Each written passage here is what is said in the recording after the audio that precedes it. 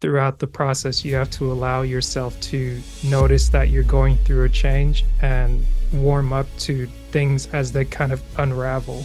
Both paid, but I was able to be redeemed. Truth is something that unveils itself.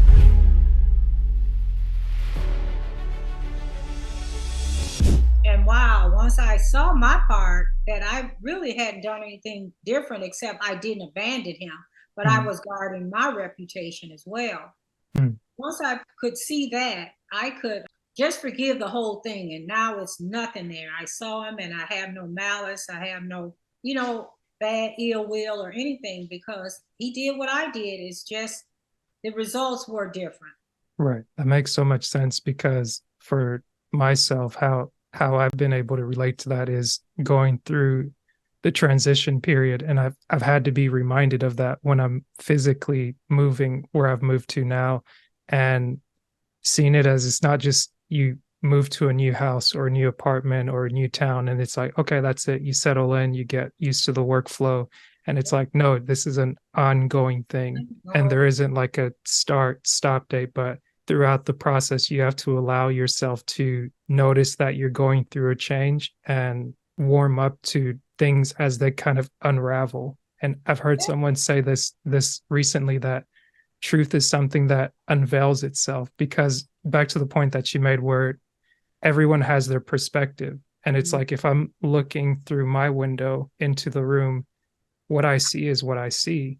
I might not be aware of what's over on your side, but if I don't have the opportunity to walk over there and hear from you or be privy to something else, I could just be like, oh, this is the whole truth and nothing but the truth. But it's like that might not be necessarily the case.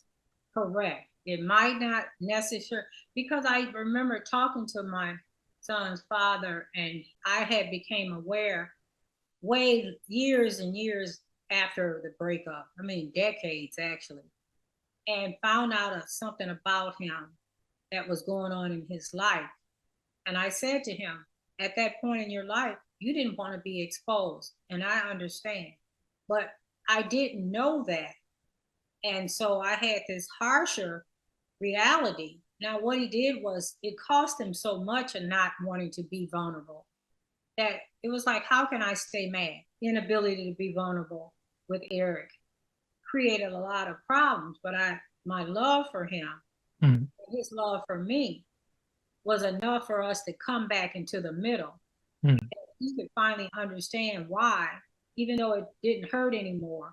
Yeah. He could get it. Now I get it. And I had to say, yeah, when I got married and moved on, I got a do-over, I call it. Mm, So I didn't think I was wrong because he wasn't present. mm. But he wasn't present for a different reason altogether than I thought. Right. And then I said, what a cost that we both paid, but I was able to be redeemed because I was very vulnerable about things later. And it knitted us back whole. Mm.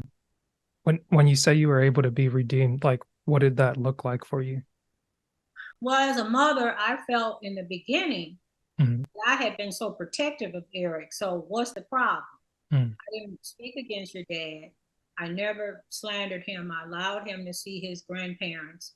And he wasn't around or wasn't known when he came around who he actually was. mm, And so I thought that I was honorable. mm.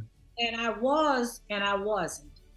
If I had continued with what I had done or allowed to happen, yet tell the truth,